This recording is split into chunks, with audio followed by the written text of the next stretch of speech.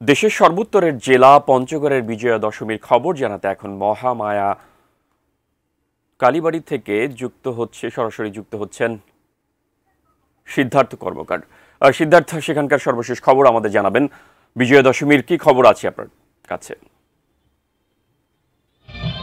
মেহেদী, শুরুতেই বিজয় দশমীর শুভেচ্ছা জানাই। এবং আজ কিন্তু সকাল থেকে পুষ্পাঞ্জলি এবং যে শারদীয় দুর্গা মায়ের বিসর্জন, সেটির মধ্য দিয়ে কিছুক্ষণ আগে কিন্তু বিসর্জন এবং সিঁদুর খেলার যে কার্যক্রম সেটি কিন্তু শুরু হয়েছে। আমি দাঁড়িয়ে রয়েছি পঞ্চগড়ের শ্রী মহামায়া কালীবাড়ি মন্দিরে। এখানে আমরা দেখতে পেয়েছি সকাল থেকে ভক্তদের যে তাদের যে মন্দিরের তাদের যে আরাধনা এবং সিঁদুর খেলা সেটি তারা শেষ করছে, এবং অনেকেই কিন্তু এখানে ফটো সেশনে অংশগ্রহণ করছেন। আমরা দেখতে পেয়েছি তারা বিভিন্ন গানে বাজনায় ঢাক এবং আসরে তারা কিন্তু দেবী মাকে তারা বিসর্জন জানাচ্ছেন।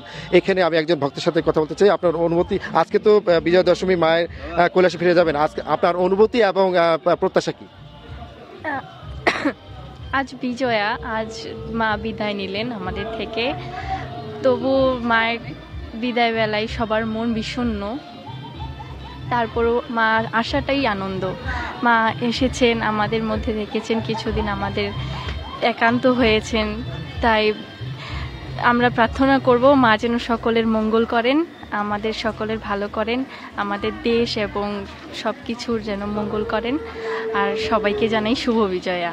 ধন্যবাদ আপনাকে। তিনি যেমনটি জানাচ্ছিলেন যে আসলে এই যে ভক্তদের তাদের যে 4 দিনের যে উৎসব আনন্দ, সেটি কিন্তু আজকে বিজয়া দশমীর মধ্য দিয়ে সম্পন্ন হলো। এবং মণ্ডপে কিন্তু আমরা দেখতে পেয়েছি দেবী বিদায়ের যে করুণ সুর সেটি বাজছে, এবং তারা কিন্তু প্রত্যাশা করছেন যে আগামী বছর তারা আবার দুর্গা মা এইভাবে ভক্তের মাঝে আসবেন এবং তারা আবার আনন্দে মেতে উঠবেন এবং জননী জগতে শান্তি ফিরিয়ে দেবেন।